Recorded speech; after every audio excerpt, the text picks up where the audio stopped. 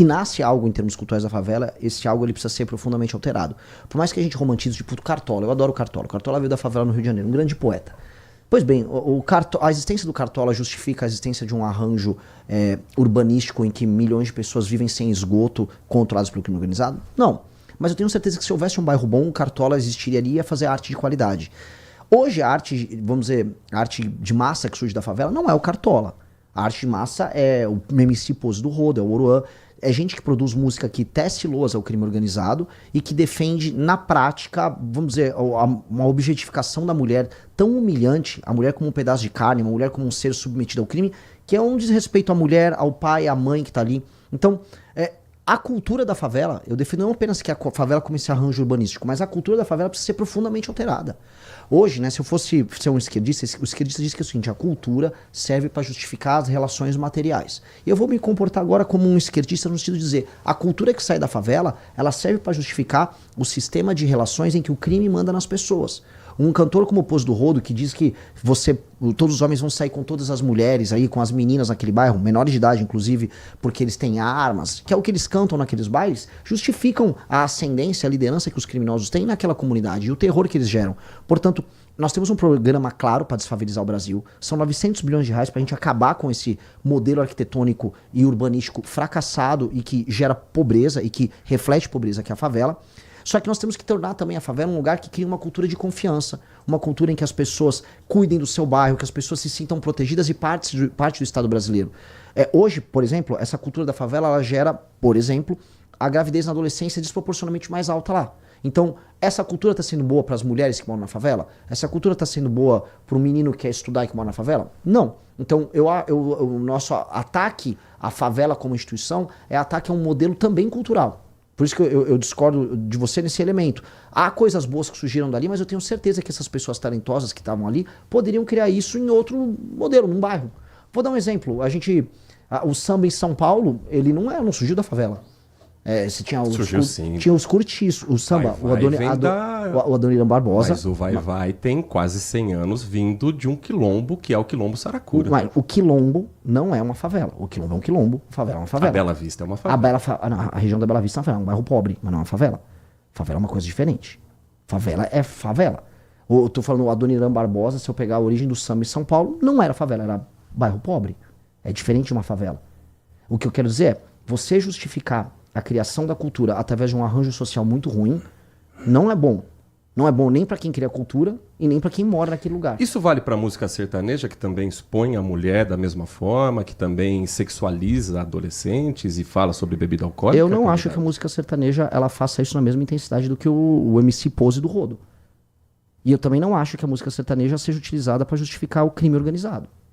Crime organizado, hoje você tem os MCs que fazem isso. Mas o crime organizado está na Faria Lima também, né, candidato? O crime organizado está na Faria Lima através da REAG, que é ligada ao PCC, pra gente dar bem os nomes aos bois. E eles têm que ser presos. Agora, eu não sei se tem um cantor sertanejo que está defendendo a REAG. Se me mostrar, eu vou pedir a prisão de todos eles. Eu adoraria pedir... olha só, eu gosto mais de samba do que boa parte do sertanejo no Brasil. Mas não é resumir muito a cultura da favela a um MC apenas, a um tipo de cultura? Porque, por exemplo, a Mangueira do Cartola continua fazendo cultura. A Mangueira do Cartola continua fazendo cultura. Dito isso, a Mangueira trabalha para bicheiro também, que é ligado ao crime organizado. Até aí, o Carnaval do Rio de Janeiro é ligado a bicheiro.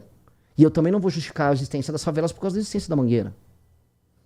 O problema que a gente vai sempre incorrer é, como há um estado paralelo que se instala nas favelas, todas as expressões culturais vão terminar, no fim do dia, ligados à expressão do crime, que é uma expressão de poder. E há, no final do dia, uma romantização. Houve agora uma ótima série da Globo lá, o Vale que é Escrito. Uhum. As pessoas saíram romantizando, pô, o bicheiro é o nosso gangster italiano. Pô, o bicheiro é um criminoso. No final do dia, estamos falando do bicheiro que contratou o Adriano da Nóbrega, o miliciano, para assaltar adversários dele, para matar adversários dele. Então, este tipo de modelo cultural não pode, vamos dizer, ser utilizado como muleta para a manutenção de um modelo político, que é o modelo do crime que se instala nas favelas, que faz mal para as pessoas. Então, isso tem que ser desconstruído.